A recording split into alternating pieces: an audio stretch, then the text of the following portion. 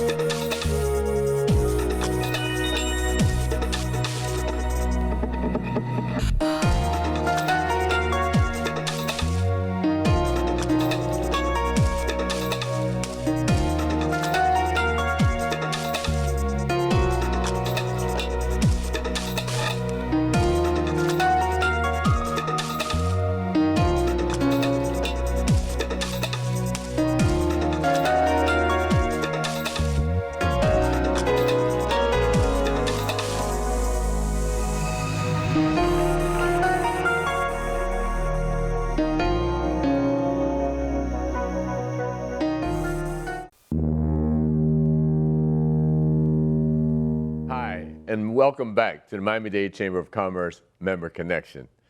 Yeah, you know, I say it all the time. I'm excited. And the funny thing is, yeah, I'm more excited today because this person that we have on is such a dynamic individual. And I have to start off from this perspective. We're both Red Raiders. Yeah, we went to Edison. I had to throw that in.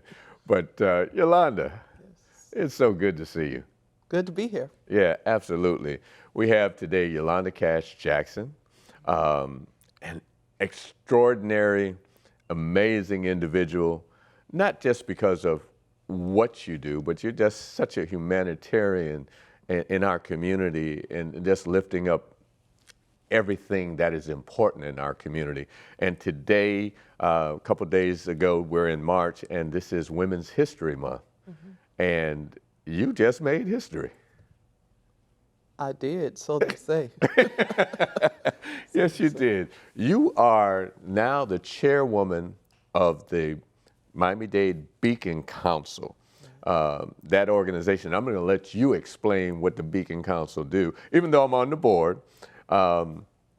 Yolanda is the first Black woman to chair the Beacon Council that's been around for quite a while, and they're pretty much an economic engine to Miami-Dade County.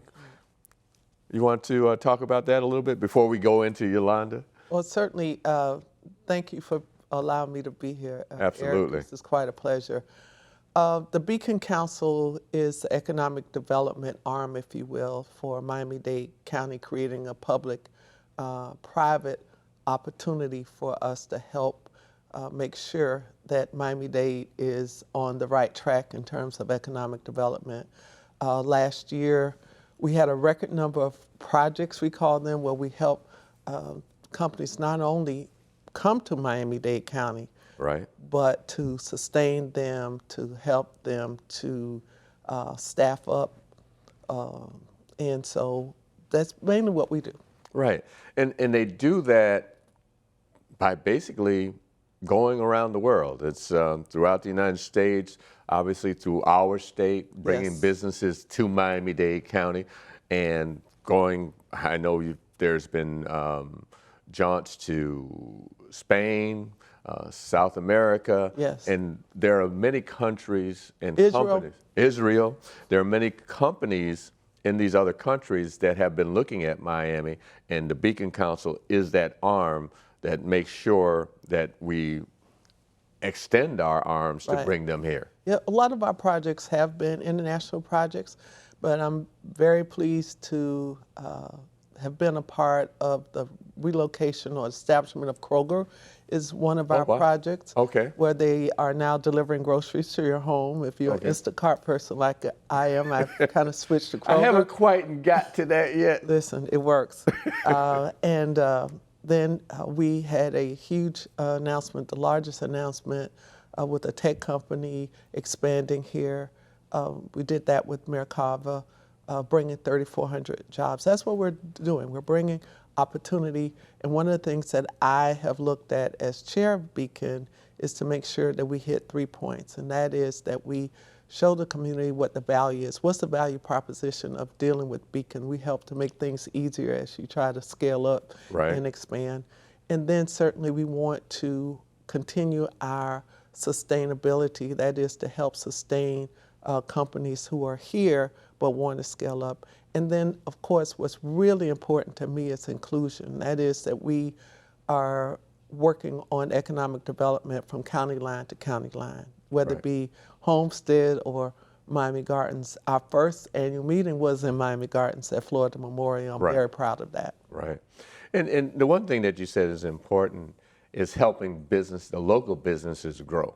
Yes. So it's not just looking at businesses or trying to relocate, but you are also assisting businesses in scaling. Yes, yes. We have a very viable small business program, not doing the direct services, but building on the other services that groups like the Miami Dade Chamber, MD, a lot of companies, a lot of organizations are dealing with small businesses. And so we want to make sure that we're the glue to let everyone know that economic opportunity is available for all.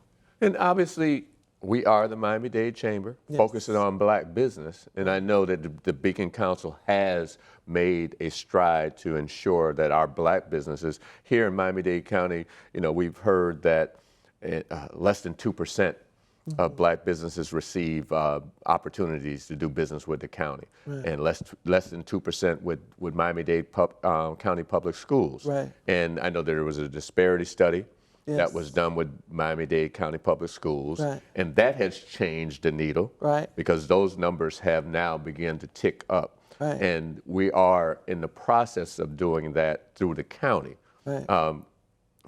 Unfortunately, I would say we as a black community know that there is a disparity, but because of the legalities of that, the study has to be done. Right. So what is the Beacon Council doing in terms of focusing on black business? Well, very interesting. We have on our trade and logistics side been working with companies like Amazon. We have the Trade and Logistics Committee has adopted Opalaka as a way to connect those businesses around Opalaka that deal in trade and logistics to bring that full circle. We are making sure that we participate in some of the plans that the mayor has. She announced her Future Ready plan. We are 100% behind that. We're working with her on the technology piece. She's created a tech authority, and we've done that. And we brought probably one of the most talented individuals that we've seen in a very long time to Miami-Dade County in Rod Miller, who's our new CEO, who happens to be also African-American. So Beacon Council is definitely at the forefront. And, we talk about diversity, equity, and inclusion. Right. That has been the buzzword for the last few years. Yes. Obviously, we have all seen the onion peeled back with the murder of George Floyd, with the pandemic, where black communities have been suffering, and then now finally the rest of the world have seen that. So here we are, and it's great that the Beacon Council is taking that leadership to ensure that there is a level playing field, at least working towards that. Right, right. The other thing, you do so much. You're engaged with so many different avenues, not just here in Miami-Dade County, as a lobbyist. Right. That is pretty much what your professional career has been based on. I know you are a shareholder at Becker and Polikoff, doing, like I said, outstanding, many great things. Tell us, what does it mean to be a lobbyist? What does it mean to be a lobbyist? Yeah. You're a paid advocate. You're paid? It's something that I've stumbled across. My friends started running for office after I decided to come back to Miami-Dade County. I came back as a litigator. I wanted to be a commercial litigator. I didn't want to do criminal. I didn't want to do child support. Those were areas that the only place that I knew black lawyers practice. Okay. And so I wanted to do commercial litigation. Took a job at Florida's oldest law firm, I won't mention the name, I guess, and did that for a little while. But then my friends started running for office You may remember Beryl Roberts Burke. We were Okay. church members, sorority sisters. Kendrick Meek asked Al Dotson and I to do a voter registration drive. Adora had these young people that had energy, and she Adora put the knew three of music. us. She Yeah. put the three of us Wow. together, and we did a voter registration drive for 1 year. Okay. And after that, people said, well, Kendrick then ran for office. Can you set up a meeting with this person? I knew Barbara Carey Shula. She tells me that her sister dated my dad at FAM. I don't know if that's true. And people who were in elected office, Carrie Meek, people who I had known my entire life, Bill Turner, and ironically, Kendrick ended up running for Bill Turner for state senate, and I was his campaign manager. I was Kendrick's campaign manager, and the rest is history. Right. And then I got more and more requests to help people navigate government just by the relationships that I had. And I heard of an opportunity at Becker that they were expanding their lobbying practice in Tallahassee. And I joined Bernie Friedman, and he and I have, over this last 24 years, created a lobbying practice of state, local, and federal. We have a DC office as well. Right. And you know, you kind of, not that you brushed over it, but you are very important when it comes to, like you said, advocacy. Yes. I know that you've brought many dollars to our community through your advocacy. Yes. Talk about that a little bit. So one of the things that I really, really enjoy doing is teaching people how to fish. Okay. Not to eat fish, but teach them how to fish. In other words, teach our community how to advocate on behalf of ourselves. So I'm involved nationally with Delta Sigma Theta, of which I have been a member for a number of years, and also the Links, operating at a national level, helping those organizations to advocate on behalf of themselves. I have brought money to the community, but the community has brought money to itself. Right.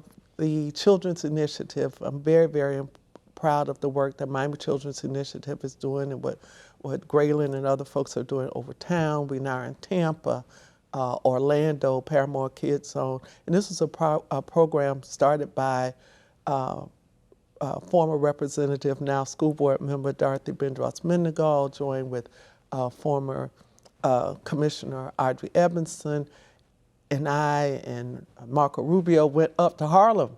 Okay. And we visited the Harlem Children's Zone and came back with this idea when Marco Rubio was speaker. And that was fueled at about 3.6 million. Well, just last year, we finally got recurring appropriations for that statewide initiative.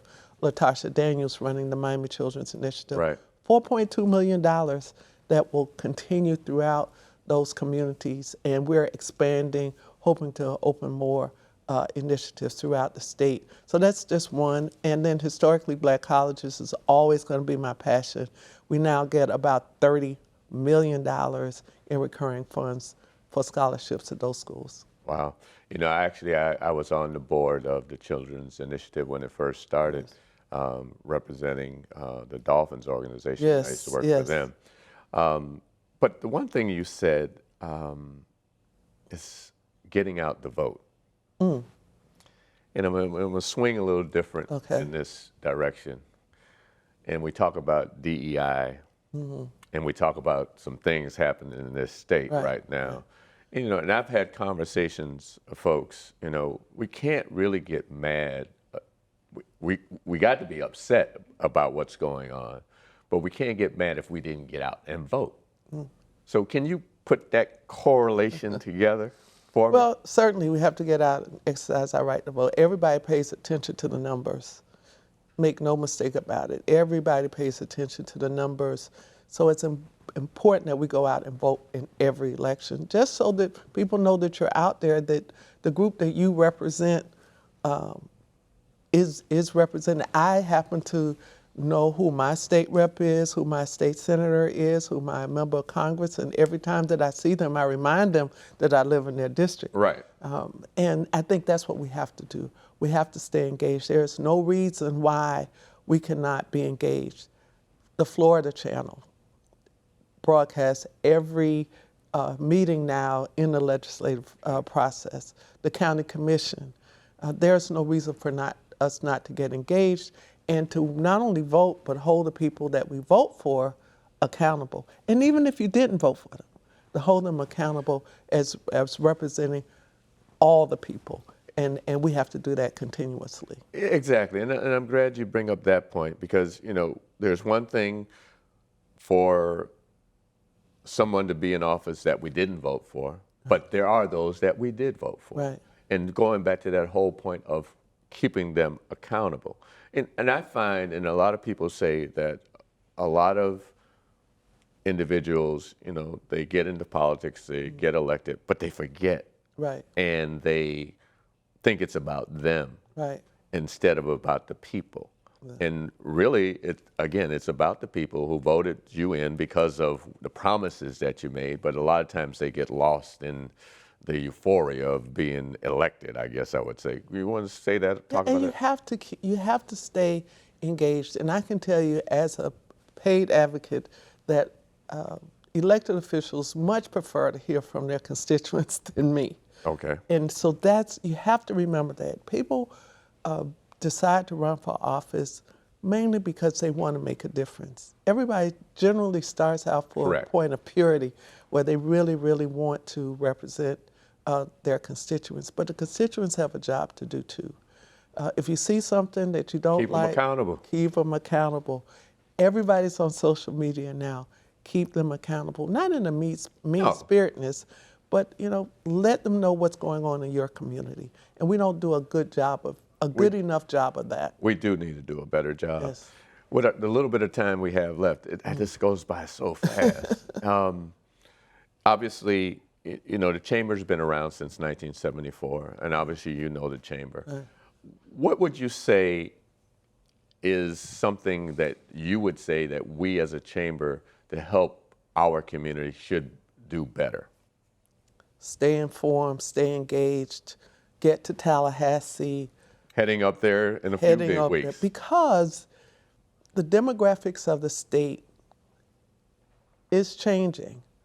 For the first time in a very long time, we have one black senator per county in the Tri-County area. Okay.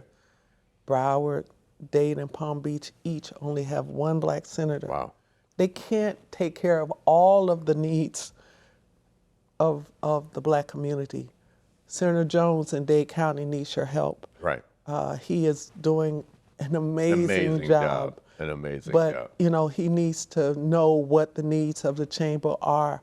There are bills that are going to be filed, that have been filed, that deal with diversity, equity, and inclusion. The Chamber needs to be looking at those bills and giving Senator Jones and Representative Gant and Representative Benjamin and Senator Rodriguez, who chairs the delegation, to give them insight on how it affects them. As I said, this time just goes by so fast. I just want to thank you, and we got to bring you back on because you have just so much depth and wealth of knowledge about our state and our community. So I just want to thank you. This has been Yolanda Cash Jackson with Becker and Polikoff, and just an amazing, the first black chairwoman of the Beacon Council. Yolanda, thank you. This has been the Miami-Dade Chamber of Commerce. If you want to get in touch with the Chamber, go to m-dcc.org or call 305-751-8648. Welcome back to the Miami-Dade Chamber of Commerce Member Connection. Yeah, I'm the guy that's excited about our next guest. It is amazing. This is March, and it is Women's History Month. And I've been bringing some history makers on for this month. And we have an amazing individual Dr. Yvonne Johnson Phillips. How are you? I'm well, thank you. Thank you for having me. Absolutely, absolutely. You know, we were talking a little bit before, we came on the air, and you've hit some milestones in being the first on a couple fronts. I'm sure on many fronts. I'm going to back up a little bit. Harvard graduate. You are the chief medical officer at South Miami Hospital, vice president, and the first. Well, I was the first one to assume that role at my particular hospital. So Okay. we had not had a chief medical officer prior, and I've been really pleased to be able to help define that role and make it work. Talk about that role a little bit. What does it mean to be the chief medical officer? So as the chief medical officer, you are responsible for patient safety, for quality in the hospital, and I oversee a lot of the functioning of the physicians on the staff of the hospital, and credentialing those physicians and re-credentialing, giving them, making sure that they have the skill and the privileges to do the work that they do there. So we just ensure that patients are safe when they come to the hospital and that they receive very high quality care. Right. Obviously,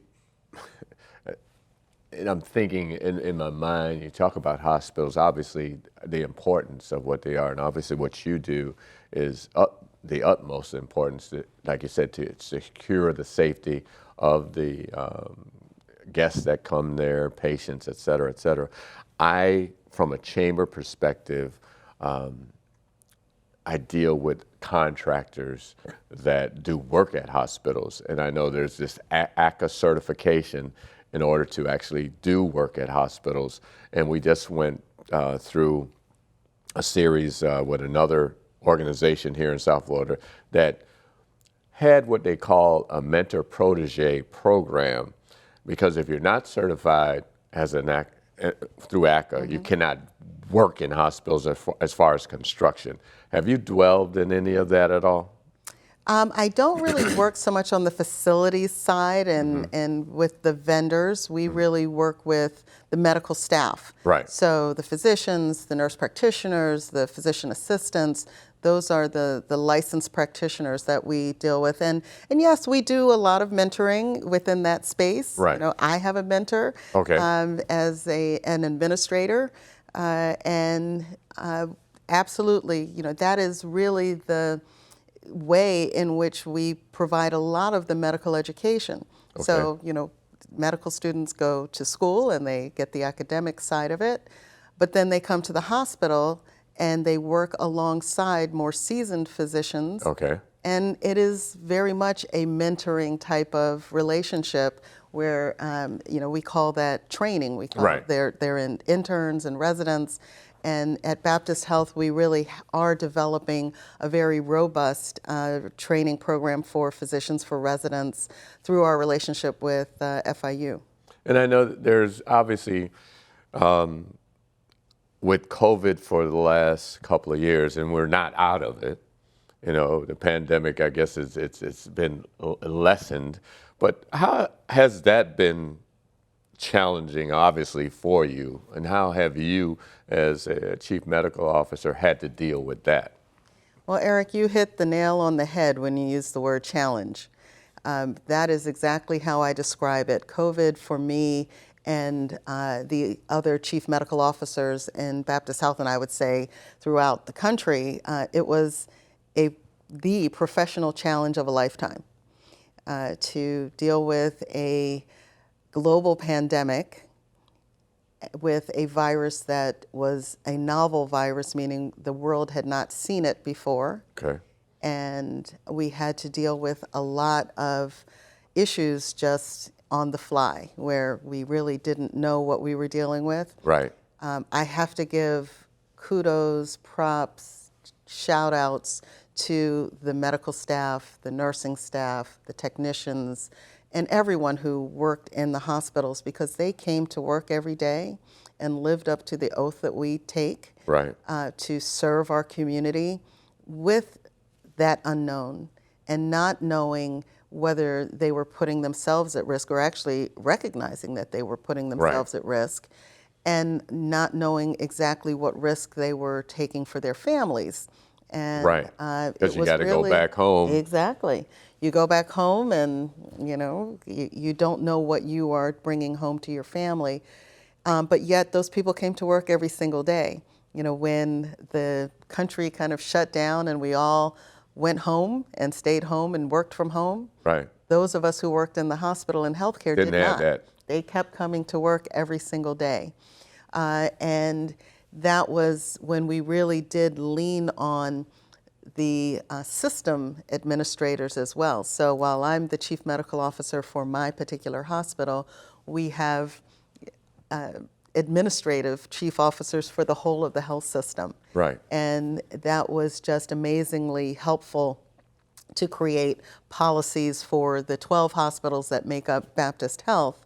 Instead of having 12 separate, you know, policies that each of us were having to do, we were able to come together, create policies for the whole of the health system.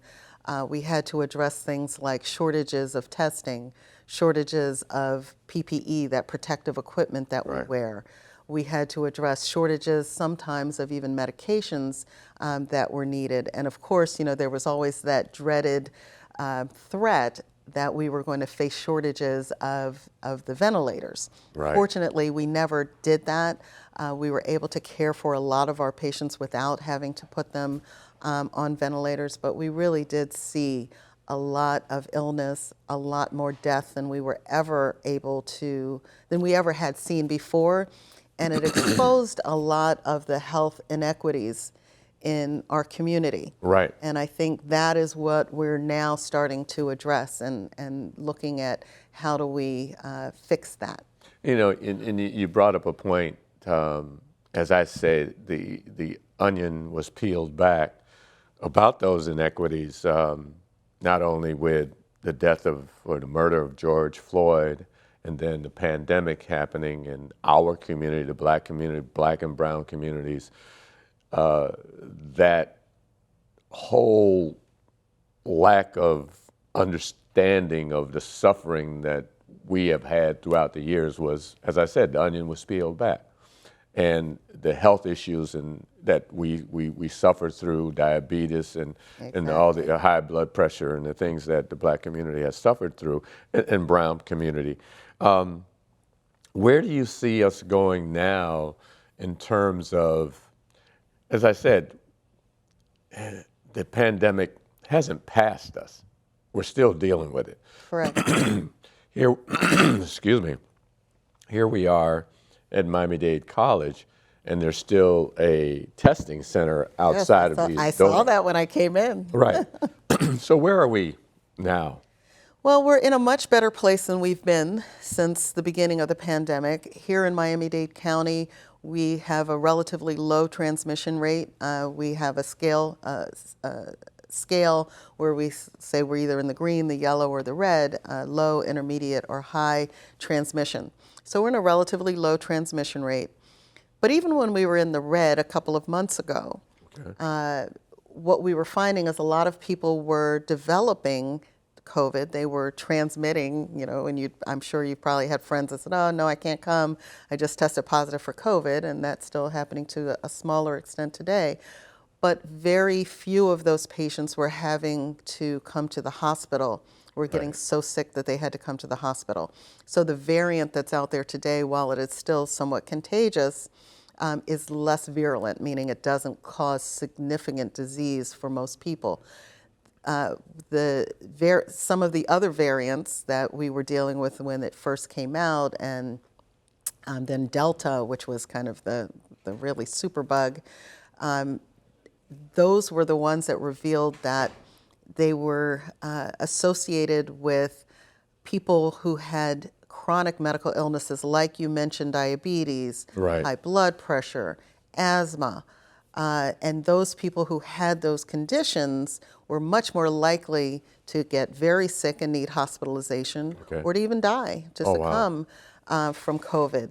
And so what that demonstrated is that people in our community, in those Black and brown communities, were at higher risk from COVID because we were the ones who have the higher rates of poorly treated diabetes, of poorly treated or undiagnosed hypertension, of asthma, of a lot of the environmental type of Right.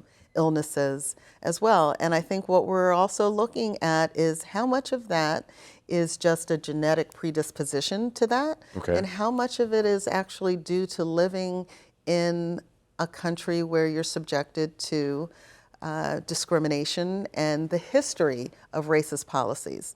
So, you know, a lot of the poverty and a lot of the issues that we see that minority communities face, you know, you may not say, you may be able to say, well, you know, there's not as much racism today, Right. but a lot of how we are living is a result of a lot of the racism that was just completely overt in the past. It's interesting that you bring it up, and I wasn't going in this direction. And obviously, you know, there's been a lot of conversation about DEI and a lot of things that we're dealing with in our state. And not that I want to dive into that, but obviously these are the things that are now being pushed under to say that these things didn't happen that you're talking about.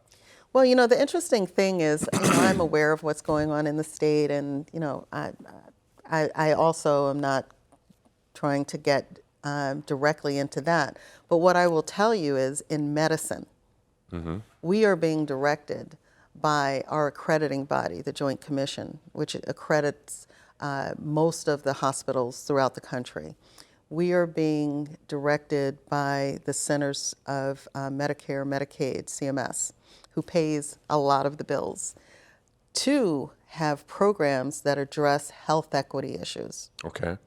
And we must demonstrate that we have programs that are looking at that, whether it's something in the maternal health, maternal mortality, whether we're talking about having access for the differently abled community, whether we're talking about having programs for the improved treatment of sickle cell. And, you know, I name all of these things because these are things that we're doing at Baptist Health, where not just because we're being directed by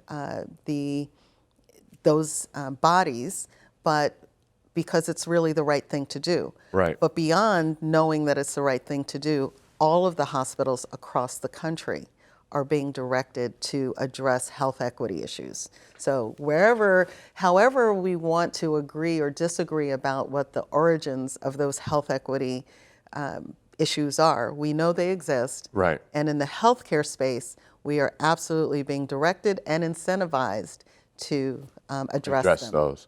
You know, that's a good point that you bring up, and we have to have a conversation off camera to address those things.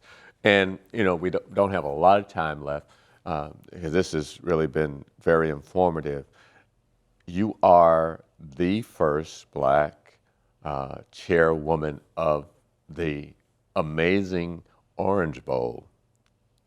I'm really very proud and honored to be the first Black woman chair. Yes. We have had women serve as chair and president before. We've had Black males, Black men serve in that role, but I am the first Black woman. And, you know, I think it is a result of the intentionality that Orange Bowl has made toward diversifying the organization as a whole. And I think when you bring people of all stripes, of all backgrounds and walks of life into an organization like the Orange Bowl that is as important and has the legacy and the tradition of serving this community and bringing in community leaders, once you bring in and you have that intentionality of bringing in a variety and a diversity of our community in, then it's a very organic process to get all kinds of leaders. Right. And I think that's really what I represent, is the fact that, more than 20 years ago, the leaders had the foresight to be intentional about being inclusive of all aspects of our community leaders becoming part of Orange Bowl. So I'm just excited about leading this organization, because we do so much for the community, for the youth of our community, building not only in sports, but also in leadership, creating facilities for the broader community. We have our legacy programs where we renovate community parks in areas that are under-resourced. And I'm really proud of what we've done, because we can actually see the result. We have two members of our, at least two, there's probably more, but I know of at least two, because one has been a past president, one will be, is our first vice chair, so he'll be a president in the future. And they both played Little League football in parks that we have just recently renovated. Wow. And so we can see the impact that these sports programs have Absolutely. in building leaders in our community. Yeah. And so the idea that we're able to renovate these fields and make them safer and make them more desirable for not only those Little League teams, those youth football teams, but for the whole of the community. If you go down to Moore Park here in Miami, is amazing. You see people of all ages utilizing that park. Right. They're playing football, they're walking the track. I'm also involved with Special Olympics, and we have done work there as well and utilize those parks. So it's been really amazing. Yeah. No, Moore Park is amazing, and what the Orange Bowl has been doing. I could bring you back on, and we can talk for a half hour or so about the Orange Bowl and everything. I mean, the Orange Bowl game. But we're out of time. And, this has been the Miami-Dade Chamber of Commerce Member Connection. To get in touch with the Chamber, go to m-dcc.org or call the Chamber at 305-751-8648. Dr. Yvonne Johnson-Phillips, thank you so much. It's been a pleasure. Thank you for having me. Absolutely.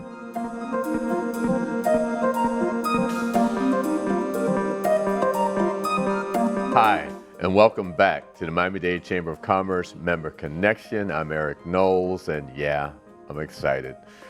This is Women's History Month, and I have a very special guest on today, and she's special because she's one of my bosses. How are you, Martine? I'm very well. Thank you so much, Eric. Thank you for having me here. Absolutely. Martine Pesquet is the Human Resource Director at Baptist Hospital.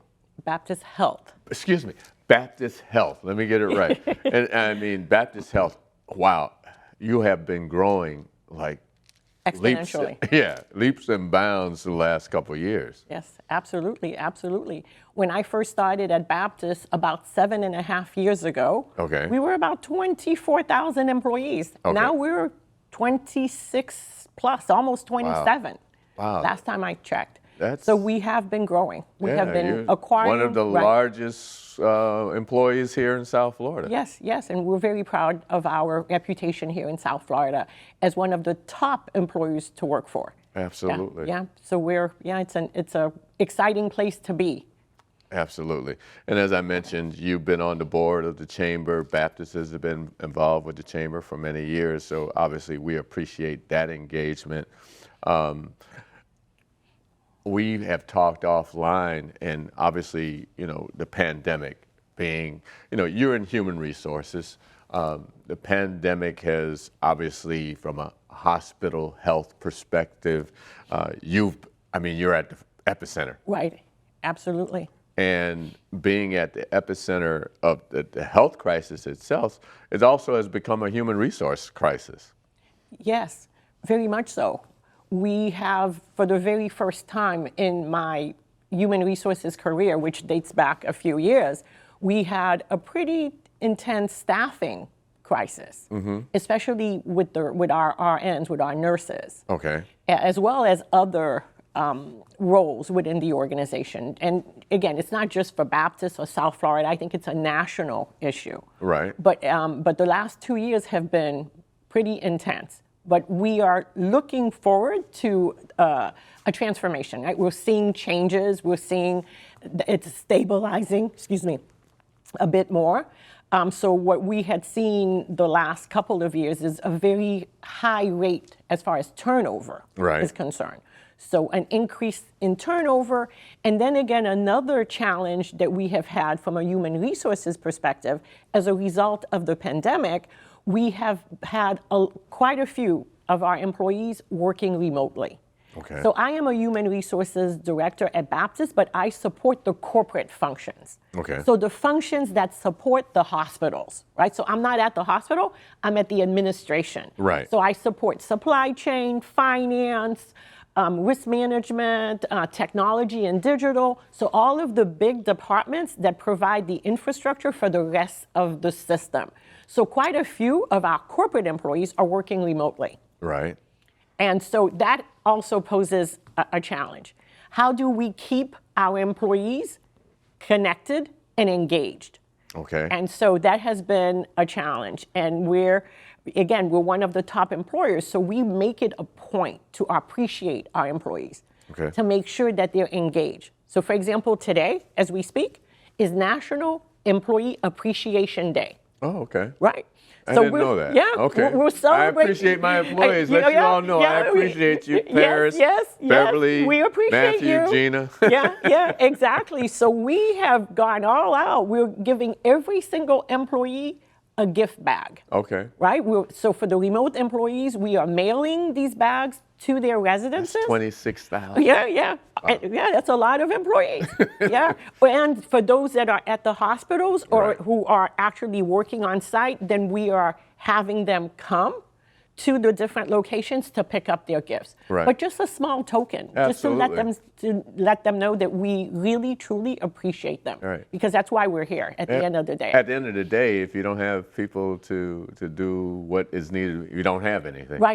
Yeah, because again, we're a health system, so it's for the patient care. And even though we are corporate, we tell our employees every day, we're here for our patients. It's all about our patients. So even if you're working in HR, a supply chain, at the end, don't forget that at the end, it's about the patient. It's about and the quality of care that we are so proud to deliver. And you talk about a lot of your employees are working remotely now.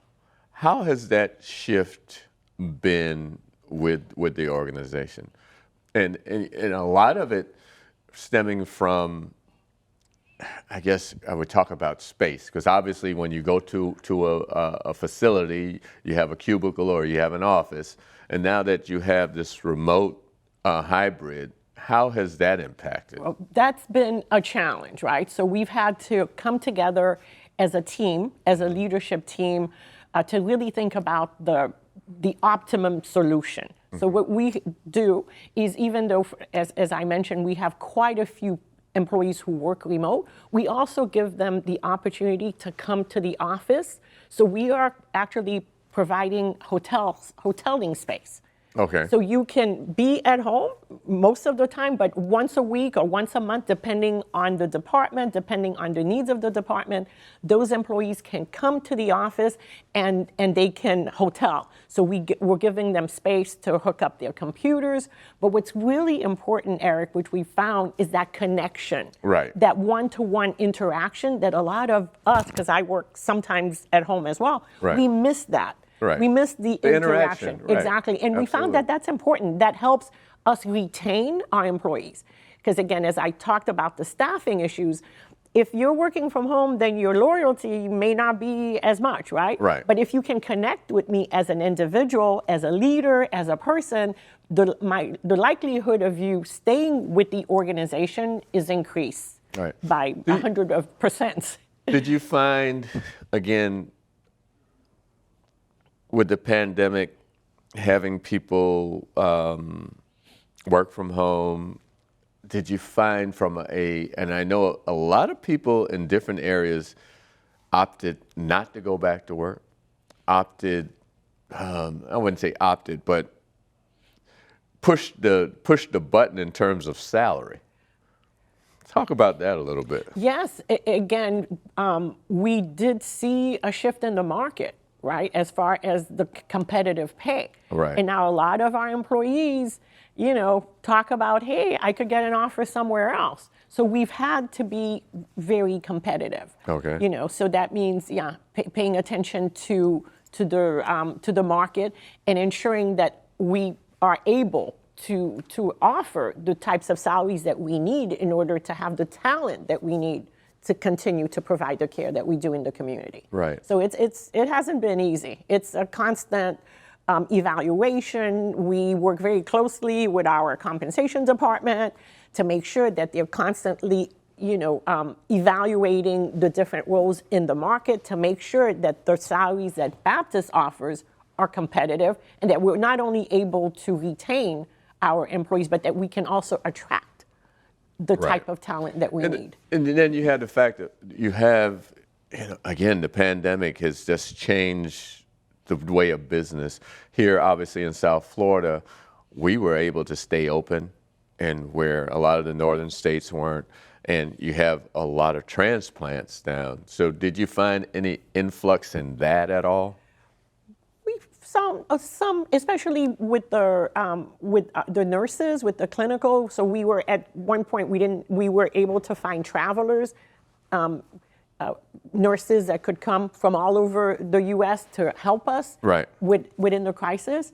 But yeah, we're starting to see a slight shift. A lot of technology people are moving to Florida. Right. So that's positive for us. Right. Yeah, we love that. Hey, exactly. come on down. Come on down. Now, again, going back to this whole hybrid of working from home, I guess, like you said, they could come in once a week or come in once a month. Do you see people like, okay, well, I'm going to go work from the Bahamas?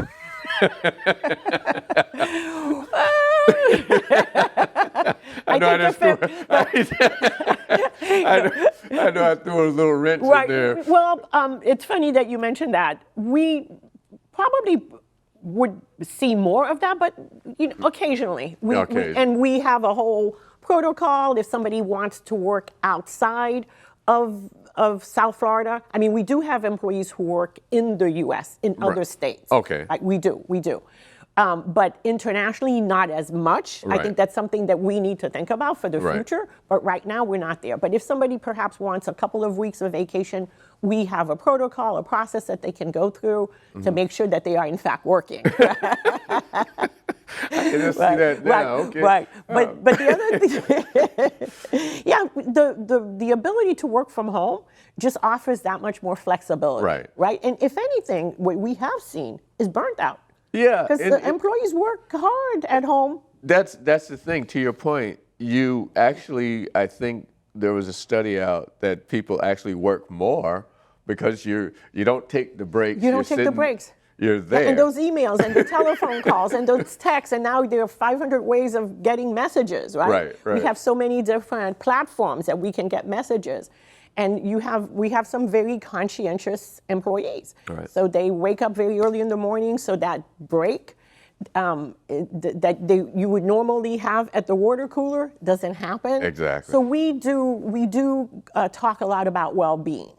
At Baptist, we do encourage our employees to take a break, take a physical break, get up, walk, do something, and then really have work-life balance. So we're constantly sending those messages because our employees' health is, of course, like major employers, is very important to us, especially being in healthcare, right? Absolutely. But we have seen an increase in just burnt out.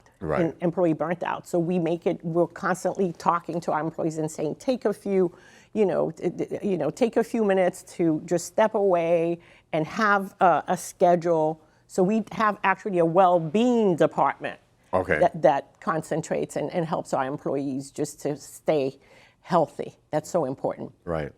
Look, again, Miami in Miami-Dade County, obviously, it's a huge county, and I know you said Baptist has been growing quite a bit. Talk about the growth of Baptist in the last few years. Yes, well, the last few years we did acquire a hospital in Boca Raton. Okay. And we also have one in Bethesda. Okay. We're going up to the Maryland beach. Well, we're still in Florida. Okay. We're still in Florida. We're going north to Palm Beach, and also we're all the way in the Keys. I don't know if you know that we have a hospital in the Keys, Mariners and Fishermen's Hospital in the Keys. So we're really, across 4 counties and growing. Okay. To Jupiter, different places, yeah. And then as an HR director, how does your responsibility go across those areas? Well, my role specifically, since I'm corporate, wherever employees who are corporate, so you could be a supply chain employee, and you're a corporate employee, but maybe you're assigned to a location, let's say at Boca. Right. So I would still oversee, I would still be your business partner. Right. But we also have HR directors at the different locations. So we have an HR director at Bethesda Hospital, an HR director at Boca Raton Hospital. We have an HR director at Fisherman, at Homestead, South Miami. So they're different. So we do have different HR directors. My role is to oversee the corporate side. But, I don't know that a lot of young people understand the role of HR. Talk about the importance a little bit about having an HR department. Right. I mean, it sounds kind of, for me to ask what the importance, but talk about that a little bit.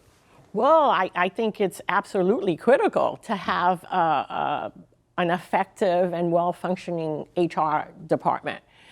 Because what does an HR director do? So, for example, I am an employee advocate, as well as I understand the business objectives. So I work very closely with the operational leadership to understand whatever strategic objectives they have, and work with the employees to make sure that there's a bridge, right? Okay. So if an employee has a question, a problem, a situation, they can come to HR. Just the same, we offer the same sort of assistance to the leadership as well. Right. So we're like a liaison. We're the middleman. But we're here to make sure that we have an environment that is based on, that is based on trust, that is fair, that is consistent, that we're applying rules in a consistent manner throughout so that no one feels that they are being treated differently. So that, to me, is really the key role of HR. We're kind of like I don't want to use the word policeman, right?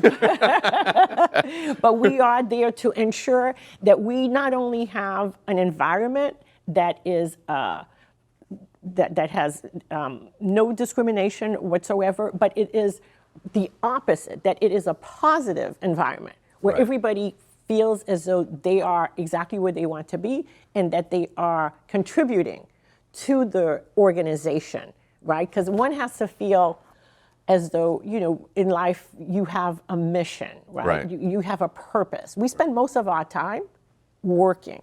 So as an HR leader, to me, that is incredibly important. Absolutely. That we can create that sort of environment where not only employees are doing well, but the organization is doing well. So, did I answer your question? Absolutely. No, because like you said, it's I guess a symbiotic relationship between the employee and corporate. Right, and the exactly, organization. and the organization. And before we wrap it up, I know you've been engaged with the Chamber as a board member. Here we are in Women's History Month. What does that mean to you? It's a tremendous honor, number one, to be part of the Miami Dade Chamber of Commerce. And I've had that privilege of serving on the board, really understanding what the Chamber does in the community. So to me, that's just been incredibly important. And just to see how much we do assist in the community, right? That's just been a great experience. So You know, this has been great. There's never enough time. I don't know, I'm going to have to make this an hour long. Maybe. I'm gonna There's so much to say, yeah, right? Yeah, I'm going to have to maybe consider making this an hour-long program. But this has been the Miami-Dade Chamber Member Connection. If you want to know more about the Chamber, go to m-dcc.org or call the Chamber at 305-751-8648.